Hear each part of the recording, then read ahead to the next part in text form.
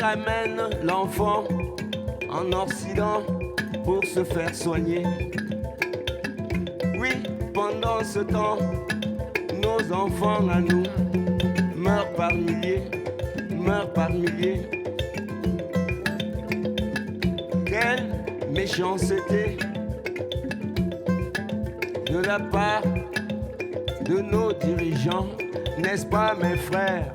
Oui, oui, oui, oui, oui, oui, oui. Oui, oui, oui, oui, oui, oui, oui. Oui, oui, oui, oui, oui, oui. Oui, oui, oui, oui, oui, oui, oui.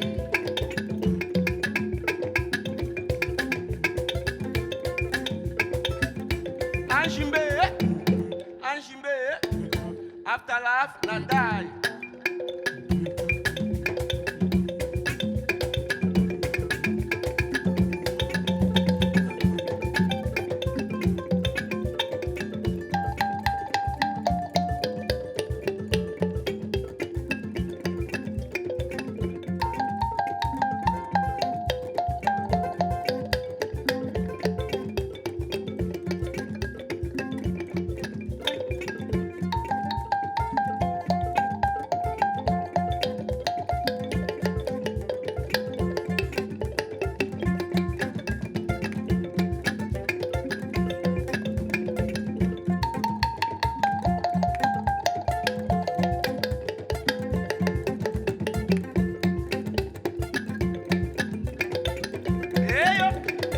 Ah oui, c'est ça, hein. La vérité, hein. C'est toujours très très important et très très bien de dire la vérité. Ah oui, l'Afrique, ça fait pitié. Pas à cause de nous, mais à cause de nos dirigeants. Ah oui, hein.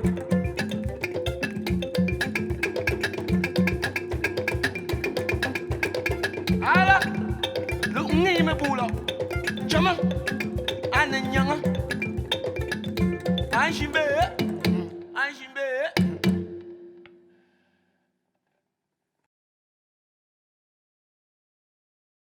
Je m'appelle Jaco Bako.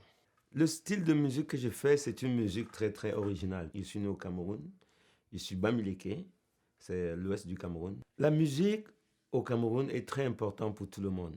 Parce que vous voyez que la musique est partout et la musique est dans tout. Parce que c'est pas seulement le Cameroun. Nous, lorsqu'on parle de la musique, c'est très grand de juste mettre un pays devant. Parce que la musique est universelle. La musique, c'est ce qui nous réunit tous. Dans le malheur, dans la joie, on trouve toujours la musique. Au Cameroun, c'est la même chose. Et il faut aller au Cameroun pour voir, surtout dans les villages, à partir de vendredi jusqu'à lundi, c'est la musique, la danse, les chants, partout. Vraiment partout, jusqu'aujourd'hui. Il y a les funérailles partout, il y a des mariages, il y a des baptêmes. Donc, durant les week-ends, c'est la musique partout. Par exemple, dans ma tradition, chez moi, les Bamileke, le joueur de kalimba, les musiciens qui jouent le kalimba, normalement prennent le kalimba pour raconter des histoires. Ou les musiciens qui jouent le nzankwa, la harpe camerounaise, c'est les conteurs. Donc, l'histoire de la tradition d'une race ou d'une ethnie, tous ces gens-là savent ça. Et par leurs instruments et à travers ce qu'ils jouent, ils racontent les phases du village, ils racontent les histoires du village, les fables du village. Donc les musiciens font ça aussi comme en Afrique de l'Ouest, avec les griots. C'est juste la même chose. Les joueurs de Mangambe, par exemple, les joueurs de Kula, normalement les chanteurs de Kula et de Mangambe, c'est des conteurs aussi. Le djembé maintenant se joue partout en Afrique. Mais chez moi au Cameroun, nous jouons le Tum Nkak. Nous jouons le Tum Nkak. C'est-à-dire, on a 3 tambours ensemble. Un qui est plus gros et un qui est petit. Et le Tum, c'est celui qui est gros et le Nkak, c'est celui qui est tout petit. Donc chez nous, les tam-tams, au lieu d'appeler le djembé, on les appelle des Tum Nkak. Le Cameroun, s'il veut parler du Cameroun, vraiment, le Cameroun, c'est un très beau pays. Si je ne rentre pas dans la politique, dans la phase politique, je dirais que vraiment c'est... Parce que même déjà, au point de vue africain, le Cameroun est catégorisé comme l'Afrique en miniature. Parce que c'est l'un des pays en Afrique où tu trouves beaucoup d'ethniques. Comme le Congo, on trouve beaucoup d'ethniques. Mais le Cameroun en a beaucoup d'ethniques. Parce que le Cameroun, en plus d'avoir les ethniques aussi, ont aussi un côté qui est anglophone. Vous voyez ce que je veux dire? Donc, vraiment, c'est comme le Canada, quoi. C'est comme le Canada. Et le Cameroun, touristiquement, c'est un pays qui a tout. Il y a la savane, il y a le désert, et il y a la forêt. Donc, c'est un pays vraiment qui a tout. Il y a tout. Aller au Cameroun, comme je dirais, comme partout dans les grandes villes, il ne faut pas aller dans les grandes villes, il faut aller dans les villages. Là, tu vas vraiment ressentir l'Afrique. Parce que moi, l'Afrique, pour moi, c'est les villages encore. Parce qu'encore dans les villages, en Afrique aujourd'hui, les gens sont toujours à 80-85% organiques. Vous voyez ce que je veux dire? Donc, le Cameroun, ce serait vraiment un beau pays à visiter. Mais il ne faut pas oublier, avant de visiter, il faut toujours être en contact ici, sur place, avec les Camerounais qui peuvent te diriger, te donner les adresses des gens sur qui tu peux compter là-bas. Comme partout, tu vas dans une grande ville, il y a toujours, ça peut arriver des problèmes, comme dans toutes les grandes villes. Mais pour le Cameroun, je conseille vraiment d'avoir des contacts ici, avec des gens que tu connais ici, qui puissent te donner des contacts là-bas aussi. Je viens d'un village qui s'appelle Bazou, à l'ouest du Cameroun. Et ce qui est sûr, c'est que ma génération et moi, lorsqu'on était tout petit, dans tout le Cameroun, si tes parents étaient riches ou quelque chose comme ça, donc, tu ne faisais pas la musique. Mais tous les enfants à l'époque, lorsqu'ils étaient enfants, 4 5 ans à l'époque, tous les enfants jouaient de la musique. Parce que chez nous, vous voyez, Noël, Nouvel An, Indépendance, fête de la jeunesse, il y a toujours de la musique. Et vraiment, ça commence toujours par les enfants. Parce qu'à l'âge de 4 ans, 5 ans, il y a le style de musique qu'on appelle chez nous le Njunju Kalaba. Njunju Kalaba. Et le Njunju Kalaba, c'est une musique des enfants. C'est-à-dire, les enfants deviennent en quelque sorte des recycleurs. Donc, avec des matériaux récupérés, le recyclage, les enfants prennent tout ça et font des instruments avec. Et nous partions dans les champs avec les feuilles de bananier, les feuilles de palmier. On confectionnait des costumes. Vous voyez? On avait des grelots sur les jambes. Et avec ça, maintenant, à la veille de la Nouvelle An ou de l'indépendance, les enfants allaient dehors à 5 heures le matin, 6 heures le matin. Ils allaient en groupe et on jouait de porte en porte. Et les parents sortaient, nous donnaient souvent des mangues, un peu peut-être des bonbons et souvent un peu d'argent. Donc à cette époque-là, tous les enfants jouaient de la musique. Donc il ne fallait pas être d'une famille où le papa, parce que les papas aussi, les mamans jouent de la musique. Parce qu'ils ont ce qu'on appelle les associations. Et dans chaque association fait partie d'un groupe. Vous voyez ce que je veux dire? Donc, dans leur association, il y a toujours pour les femmes, c'est la danse qu'on appelle le nkwa, qui est devenue aujourd'hui le benskin. Et les hommes ont plusieurs danses. Il y a le kula, il y a le ndanzi, il y a le tula, il y a le mogum. Il y a plein de danses, quoi, et plein de musique. L'âge vraiment pour dire que je veux faire la musique pour la vie, j'avais 18 ans, 19 ans. Et j'étais à l'époque, je pense que j'étais en Côte d'Ivoire. Je pense que j'étais en Côte d'Ivoire dans les années 77. Parce que c'est là vraiment que j'ai décidé que vraiment la musique, c'était ma vie. Parce que, vous voyez, mon histoire est très ample. Mon histoire est très grande. Parce que souvent, c'est pas bien de rentrer trop dedans. Ça fait mal aux gens, ça me fait mal. Parce que moi, lorsque j'étais tout enfant, vous voyez, à l'époque en Afrique, les divorces, ça n'existait pas. Donc mes parents ont divorcé lorsque j'avais 7 ans. Et lorsque mes parents ont divorcé, donc dans toute la famille, ma mère était rejetée. C'était comme parce que tu as divorcé, c'est toi qui as laissé ton mari. Donc la faute était toujours pour les mamans. Donc ma maman avait moi, mon petit frère et ma petite sœur. Donc elle nous a partagés. Parce qu'elle ne pouvait plus nous prendre par-ci et dormir par-ci, par-là. Donc moi, je suis parti vivre avec ma grand-mère. Mon petit frère est allé vivre avec ma tante, la sœur de ma mère. Et ma petite sœur, qui avait que 6 mois, est allée vivre avec le cousin de ma mère. Donc c'était comme ça. Donc vraiment, autour là, de mon enfance, il n'y avait pas ce parentage-là. Mais ce n'était pas grave parce que j'étais avec ma grand-mère.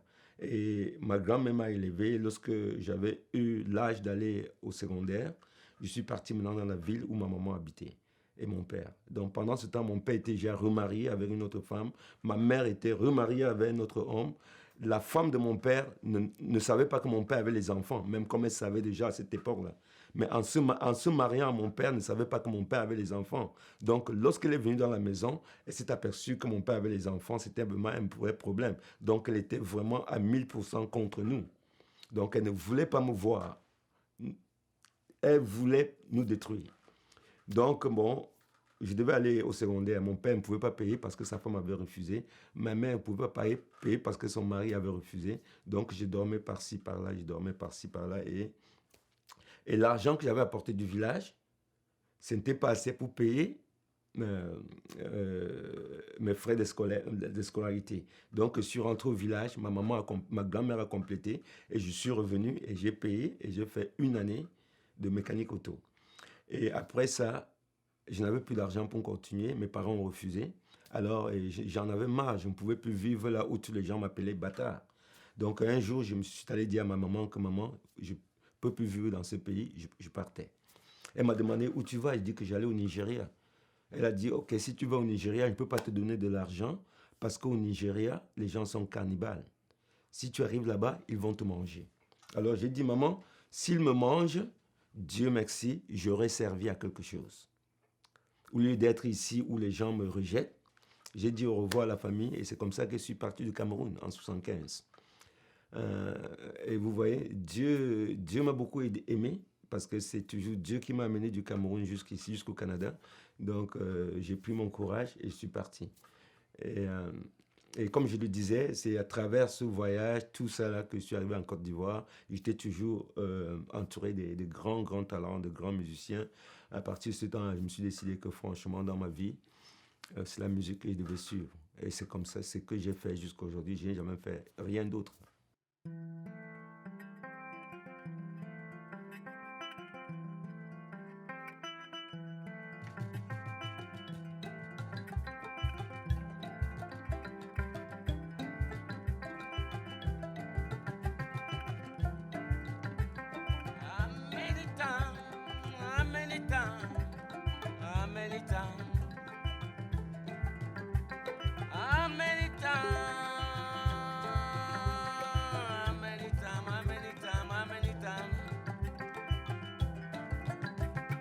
Sat down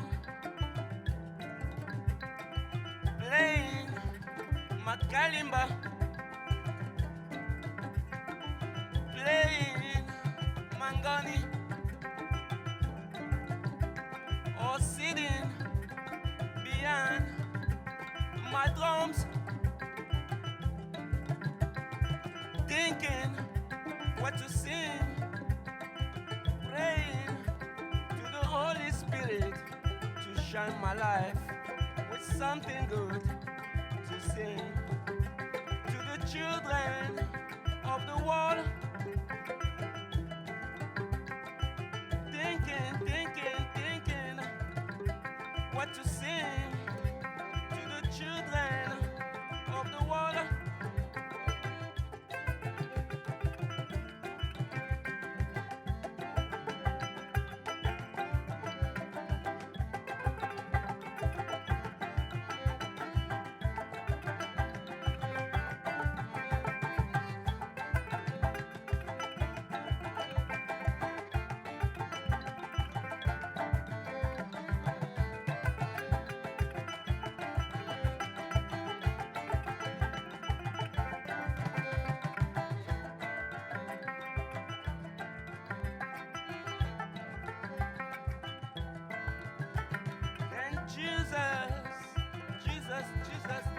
Jesus, my daddy, my father, said to me, my son, he said, my son, go, go, go, go, go, go and sing, sing, sing, sing, sing, sing about love only. He said, go, go, go, go, go, go and sing, sing.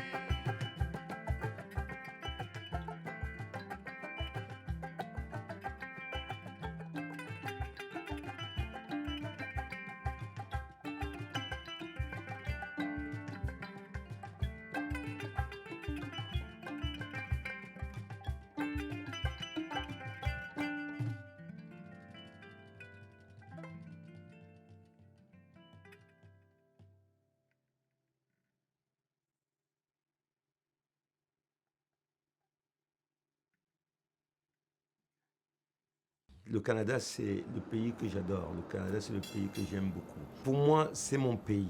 Parce que c'est le seul pays jusqu'à aujourd'hui qui m'a accepté, m'a accepté avec les bras ouverts. Lorsque je suis arrivé au Canada, ils m'ont accepté depuis l'Europe. Je suis venu au Canada sans un passeport, juste avec un laissez-passer. Ils m'ont laissé rentrer, ils m'ont accepté, ils m'ont donné des papiers. C'est le premier pays au monde qui m'a donné des papiers. Donc pour moi, c'est vraiment un pays que je ferai tout dans la vie pour être serviable. Ben, je suis dans les écoles depuis 32 ans. Depuis 32 ans, j'écris des spectacles, j'écris des programmes pour les enfants. À Montréal, en Europe déjà, ça fait 2 ans que je travaille en Hollande avec les enfants. Donc, je suis venu à Montréal avec le Club 2 tiers. J'ai commencé avec le Club 2 tiers à Montréal dans les années 2000. Et je travaille avec le Club 2 tiers peut-être 10-12 ans dans les écoles. Je fais la tournée. On a creusé des puits en 93. J'ai fait des ramassages de fonds. Je suis parti au Cameroun. Et nous avons creusé 75 puits d'eau dans les écoles, dans les régions de Tolé. On a fait jusqu'à 75 puits pour que les écoles dans ces régions-là aient de l'eau.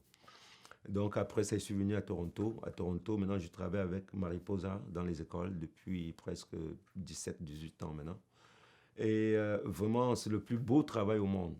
Parce que, vous voyez, je me lève le matin, je rentre dans la voiture, je suis dans une école, c'est les enfants différents que je vois tous les jours. Donc c'est ça, parce que pour moi, la beauté de la vie, c'est ça. Parce que ces enfants-là, c'est l'avenir.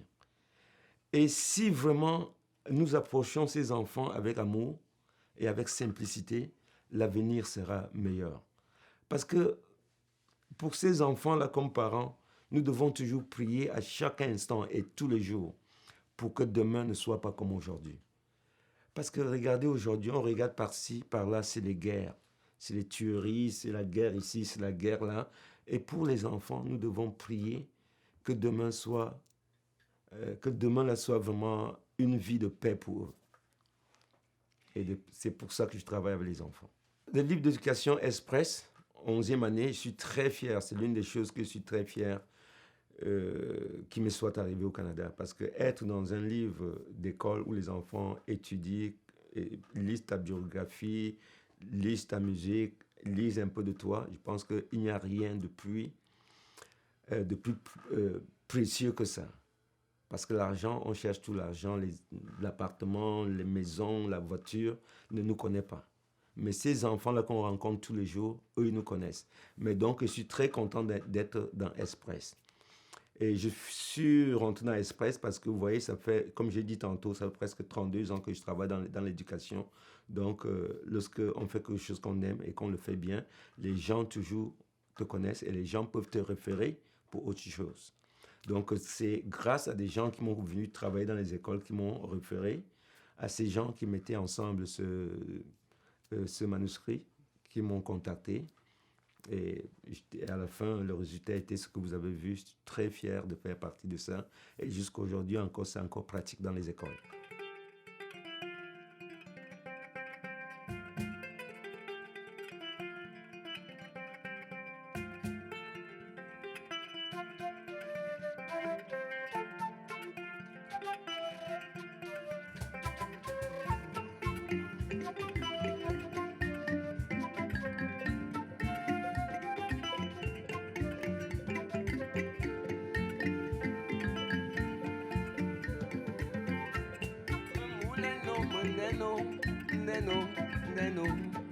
Oh, bel amour.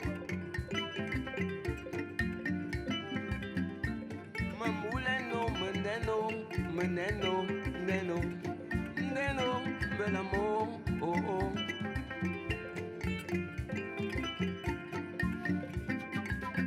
Quajus a ponchan coninum sijalom bel amour.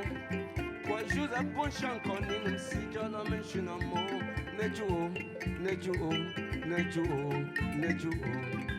Me cala tomo, me cala tomo,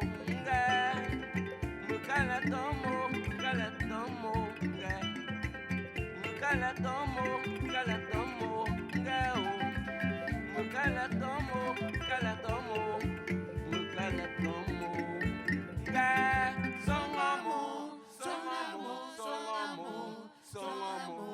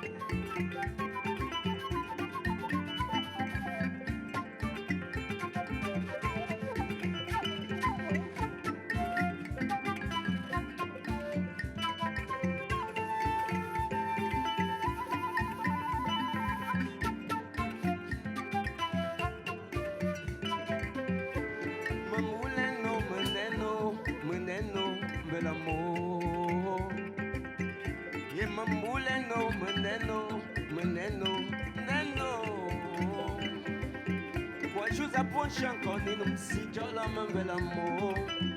Quando approcham quando não se jola man chinamo. Neju, neju, neju, neju. Mukala tomo, ngai. Mukala tomo, ngai. Mukala tomo, ngai. Mukala tomo, ngai. Son amor, son amor, son amor, son amor.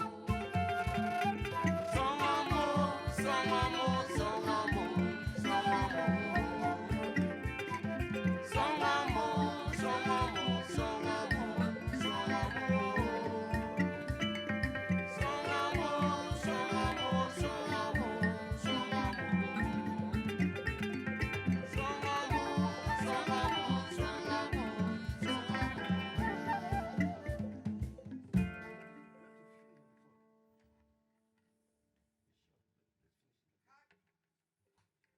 Le ngoni, c'est un instrument que j'adore beaucoup. Vous voyez, depuis, ça fait presque 28 ans que je suis au Canada, 27 ans, 28 ans que je suis au Canada. Et durant mon séjour à Montréal, j'ai travaillé beaucoup avec le grand maître de la kora, Boubacar Diabaté. J'ai travaillé pendant longtemps avec lui. J'étais son percussionniste pendant très, très longtemps. Et vous voyez, c'est toujours un instrument qui m'est toujours dans le corps. Mais à son vivant, il m'a déjà demandé qu'il devait m'apprendre à jouer. Et je n'ai pas voulu qu'il m'apprenne parce que je ne voulais pas qu'entre nous, qu'il y ait des compétitions. Je voulais que lui demeure le maître de cet instrument. Et je l'ai accompagné tout le temps. Et après un certain temps, je me suis fait faire, pas une kora, mais un ngoni avec 12 cordes au lieu de 6 cordes. Parce que le ngoni, naturellement, de l'Afrique a 6 cordes. Mais maintenant, j'ai 12. Ce qui fait que ça me donne un peu plus de privilège d'aller chercher plus d'autres sons un peu aigus ou plus graves. Donc, c'est un instrument qui a été fait pour moi à Montréal par un ami du Rwanda, Damascène. Et je l'ai depuis quoi? Je l'ai peut-être 20 ans que j'ai cet instrument et j'adore beaucoup. Bon, maintenant, là, vraiment, je travaille beaucoup dessus. Ça fait 3 ans que je travaille jour et nuit avec le ngoni parce que je veux changer mon groupe pour l'année prochaine, pour les festivals l'année prochaine. Et je veux que le ngoni devienne comme un des instruments avec le kalimba, mes instruments principaux. Et j'adore beaucoup et ça me donne beaucoup d'inspiration. Et avec le ngoni, vraiment, je suis vraiment dans ma peau et je me retrouve lorsque je joue le ngoni, pareil comme le kalimba.